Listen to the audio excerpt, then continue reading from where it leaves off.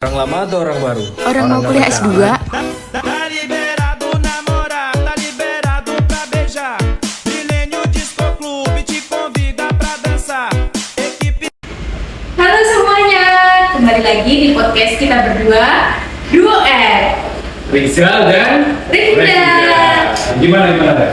Oke, saya mau tanya ini Mas Rizal, gimana sih cara mengupgrade hidup kita sebelum hidup kita diupgrade sama orang lain? Waduh, apa itu? Hidup mengupgrade kamu. Gimana sih maksudnya? Ini loh Mas, kalau kita nggak naik level, nanti level masalahnya yang naik duluan. Oh iya betul ya. Dan hari ini kita coba ngomongin cara upgrade-nya itu seperti apa sih? Yang pasti nggak pakai cheat ya, nggak pakai cheat ya. Yaitu kita dengan kuliah S2 di Administrasi Publik Universitas Kediri. Nah, kita coba bahas kenapa administrasi publik itu penting. Banyak yang tanya nih, Ref, administrasi publik itu apa sih? Ada yang mikir itu kayak administrasi, terus tapi ada pabrik-pabrik yang udah selesai. Gimana sih sebenarnya administrasi publik? Ya bukan gitu Mas Rizal. Jadi ilmu ini itu yang bahas gimana pelayanan publik itu bekerja. Jadi dari kita mengurus KTP sampai program pemerintah yang bikin Mas Rizal berpikir itu ini yang bikin siapa sih? Itu Mas. Gitu. Jadi dengan belajar administrasi publik kita jadi tahu ya gimana bikin pelayanan publik itu bisa lebih cepat, dan yang pasti meskipun tutup loketnya tapi tetap ada pelayanan itu seperti apa, itu pasti dipelajari di administrasi publik. Betul banget Mas Rizal. Oke, kalau alasan pertama nih, kenapa sih harus kuliah di UNIK? Apa sih manfaatnya kuliah di UNIK? Enaknya apa sih? Banyak nih yang tanya dari teman-teman nih. Gimana Ref? Oke Mas, alasan yang pertama di klinik itu pas banget karena bisa buat Mas Rizal yang bekerjanya udah kerja pagi, pulang malam kayak gitu. Ini tuh jadwal kuliahnya itu fleksibel Mas Rizal. Oke. Ada yang kuliah biasa itu ada di hari Sabtu dan Minggu. Kemudian biasanya juga baik, asik, juga materinya bisa langsung juga dibuat kerja Mas Rizal. Oke. Dan itu sangat relate ya di kehidupan kita sehari-hari, apalagi pekerja yang waktunya nggak bisa dibagi-bagi kakak-kakak. Dan kita ketika di sana itu banyak ketemu teman-teman dari instansi lain, dari kabupaten atau kota lain yang juga ikut menempuh S2 di Universitas Kediri. Kemudian Mas Rizal, ini kalau di UNIK itu MAP yang dipelajari apa aja ya Mas? Di S2 administrasi publik yang ada di UNIK itu kamu bakal mempelajari hal penting. Di antaranya seperti contoh nih, cara bikin kebijakan publik itu yang baik dan benar seperti apa. Terus habis itu cara ngurus pelayanan publik yang nggak antrian 12 yang dipanggil malah antrian 48. Terus contoh lagi ada lagi cara menjamin aparatur biar jam kerjanya itu tepat, terus juga kedisiplinan dan lain sebagainya. Tentang pelayanan publik semua dibahas di administrasi gitu ya. Oh iya, ini juga Mas ada juga kan pembahasannya kayak isu modern smart city gitu.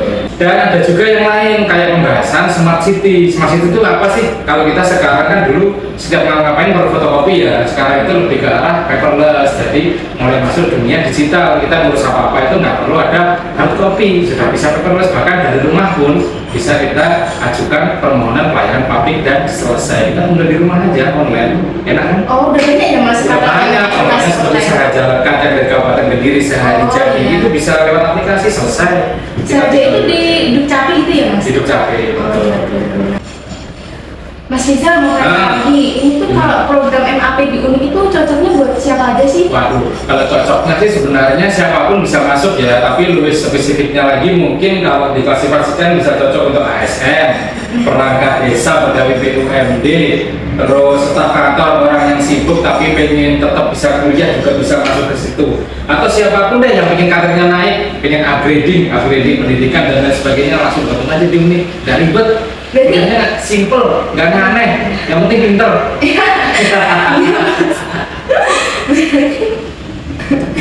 Oh iya Mas, berarti orang PMK ini banyak ya Mas yang kuliah di UNIK ini? Jangankan orang Pemkab, orang Pemkot, orang Pemprov belum ketemu sih, tapi banyak yang ikut gabung di UNIK. Bahkan senior-senior yang ada di Pemkab, ada di Pemkot, ada di instansi-instansi daerah lainnya, itu juga banyak yang lulusan dari S2 Universitas Kediri dan sudah terbukti.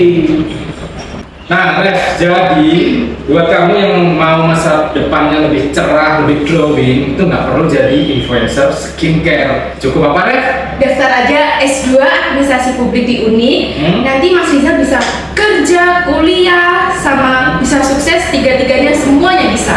Oke, nggak usah kelamaan, langsung aja cek info pendaftarannya di website Uni atau bisa datang langsung ke kampus Universitas KRI. Cek.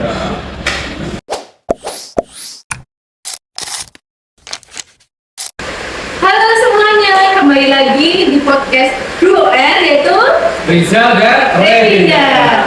Oke, Mas Rizal, ini Nah. pertemuan kita yang selanjutnya ini kita mau bahas mengenai kebijakan publik yang ada di Kabupaten Kediri.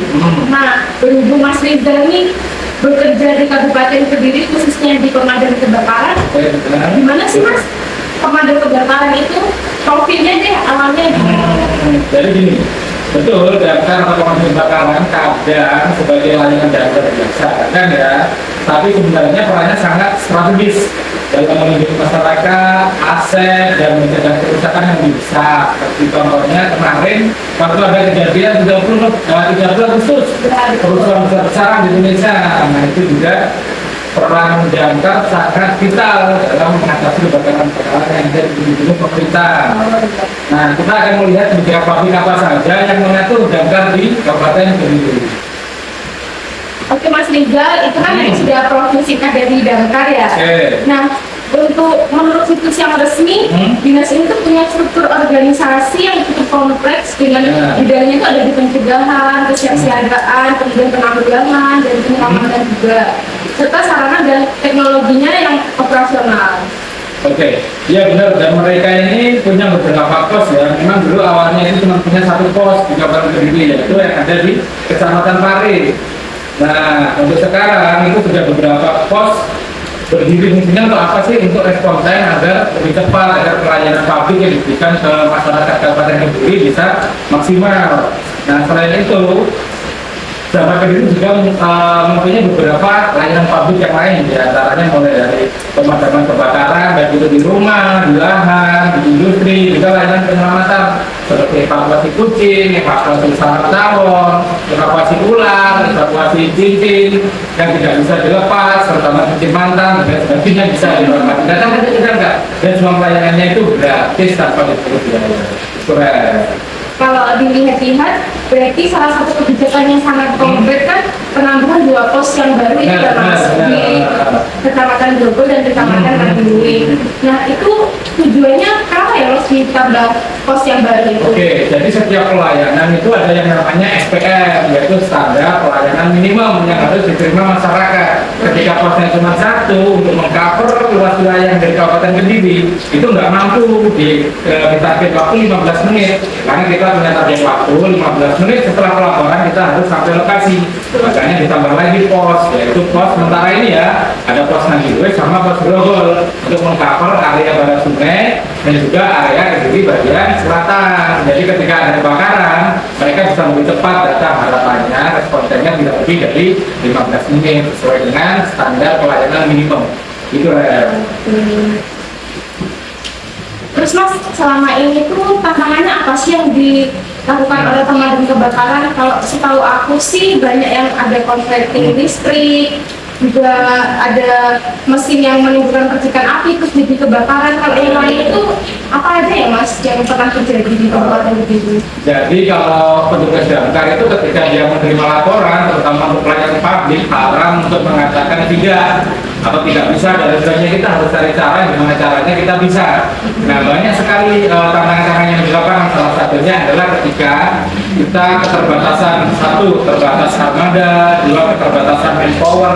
Nah, kita harus ada kerjasama antar sektor, baik itu antar wilayah. Contohnya Kabupaten Kediri ini sudah kerjasama dengan Kota Kediri, di mana ketika ada kebakaran yang besar, kita tidak mampu memadamkan agar pelayanan publik tetap maksimal, kita di-backup oleh Kota Kediri. Begitu juga sebaliknya, seperti kemarin kejadian di salah satu toko perancangan yang ada di Jalan Tol Kota Kediri. Kota Kediri merasa kurang manpower dan kurang armada ketika akan memadamkan kebakaran tersebut. Akhirnya kita bantu backup dari kabupaten mengirimkan kurang lebih 5 unit pemadam kebakaran full tim. Kita ke sana, kita kita bareng-bareng, kita kerjakan bareng-bareng. Nah itulah pentingnya menyingkirkan ego sektoral untuk pelayanan publik biar bisa maksimal. Meskipun kalau kita ngomong, wah ini wilayahku, tanggung jawabku, atau ini wilayahnya tanggung jawabnya masing-masing, nggak bisa. Kalau untuk pelayanan publik kita harus tetap maksimal, itu salah satu tantangan. Jadi haram untuk mengatakan tidak di pemadam kebakaran.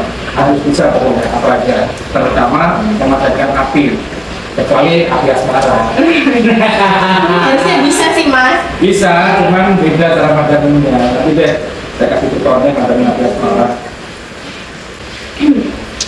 Oke Mas Rizal, dari diskusi kita tadi, penjelasan yang Mas juga sampaikan tadi, itu kira-kira strategi yang bisa dilaksanakan ke depannya apa ya Mas? Oke, sebenarnya di awal dulu ketika mungkin 2021 ya, itu kita baru mempunyai satu pos, ketika kita punya satu pos paling. Dan saat itu Bupati Kediri, Bapak Ani juga Liman Pramana itu mempunyai pikiran kalau pelayanan publiknya kurang maksimal ketika satu pos. Akhirnya kita diberikan pengadaan 2 unit kendaraan damkar dengan kapasitas 5.000 liter, di mana itu bisa membuka 2 pos lagi, yaitu pos Ngandue dan juga pos Grogol untuk pelayanan publik dia bisa maksimal.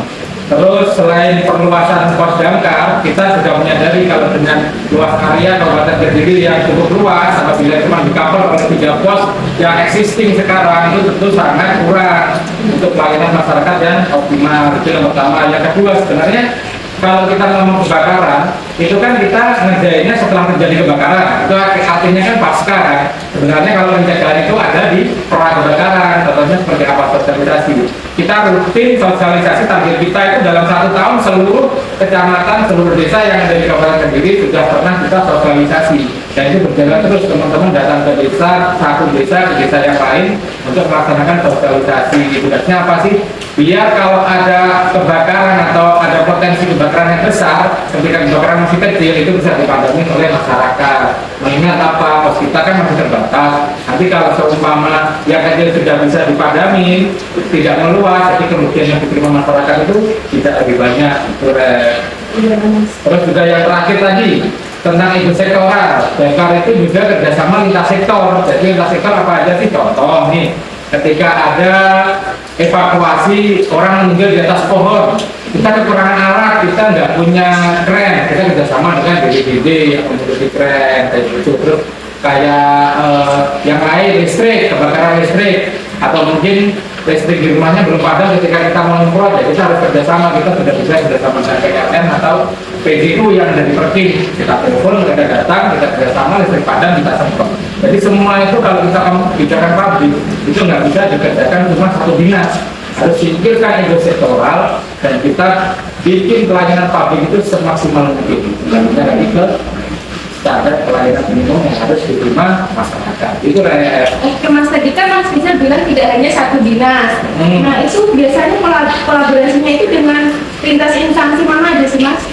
Ya tadi seperti yang saya sebutin, bisa dari BPBD, bisa dari Dinkes, kalau kita ada kedaruratan menyangkut dengan kecelakaan dan lain sebagainya, bisa dengan RSUD, bahkan bisa lintas instansi kayak ini. Damkar Kabupaten Kediri kerjasama dengan Damkar Kota Kediri, di mana wilayahnya masing-masing memiliki kepemimpinan sendiri atau teritori sendiri-sendiri. Jadi kita lihat banyak lintas sektor yang harus dilaksanakan.